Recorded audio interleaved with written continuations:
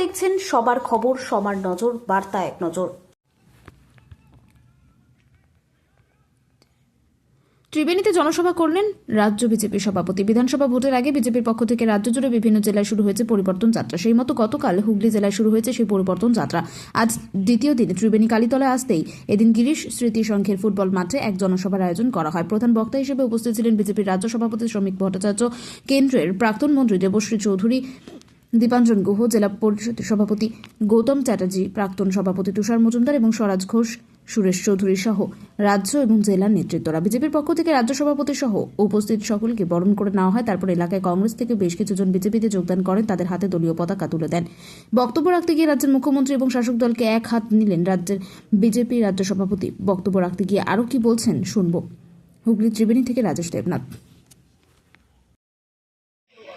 সাংগঠনিক জেলা সভাপতি শ্রী গৌতম চ্যাটার্জি,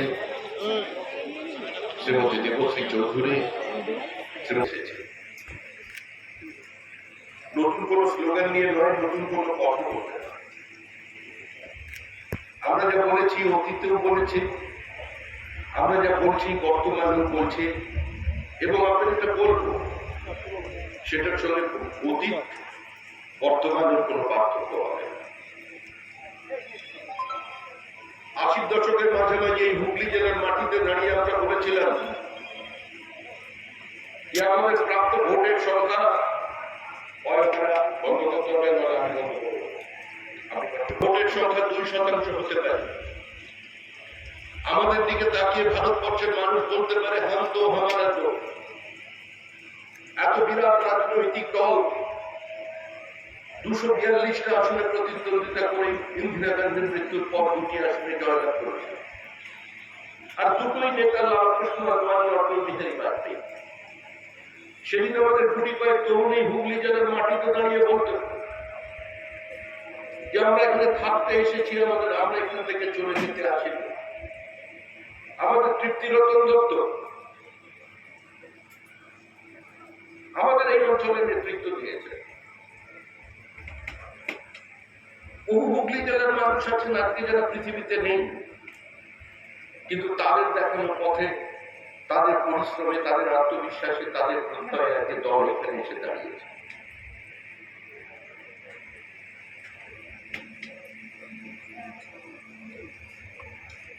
অত্যাচারের বিরুদ্ধে,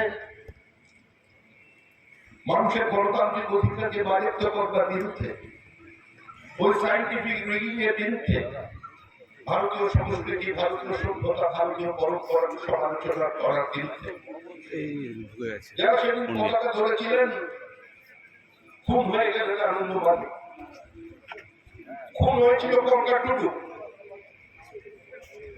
45 মিনিটের বেশি সময় ধরে একা তীর্থরূপ নিয়ে যুদ্ধ চালিয়েছিল।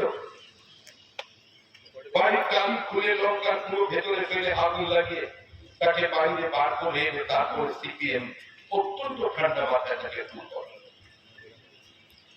এই যে খুনের রাজনীতি, ভাতৃ হত্যার মধ্যে দিয়ে পৃথিবীতে কোনদিন চিরকালীন শান্তি প্রতিষ্ঠা করা যায়নি। রবীন্দ্রনাথ লিখেছিলেন, রক্তমাখা অস্ত্র হাতে যত রক্ত মাখে শিশু পাঠ্য কাহিনীতে ঢাকে মুখ ঢাকি। আজকে সিপিআইএম কে মানুষ ভুলে গেছে। রাজ্যসভায় একটা প্রদীপ টিম করে চলছিল বিকাশ ভট্টাচার্য। আগামী 2রা এপ্রিল তারও দিন শেষ হয়ে যাবে। আর সেই বামফ্রন্টের মধ্যে যারা শহীদ ছিলেন, হুগলি জেলার ফরওয়ার্ড ব্লক, কোথায় অফিস, কোথায় নেতা, তাদের জানা যাচ্ছে। আরএসপি নেই, সিপিআই নেই, বামফ্রন্টের অন্য কোন শহীদ দল নেই।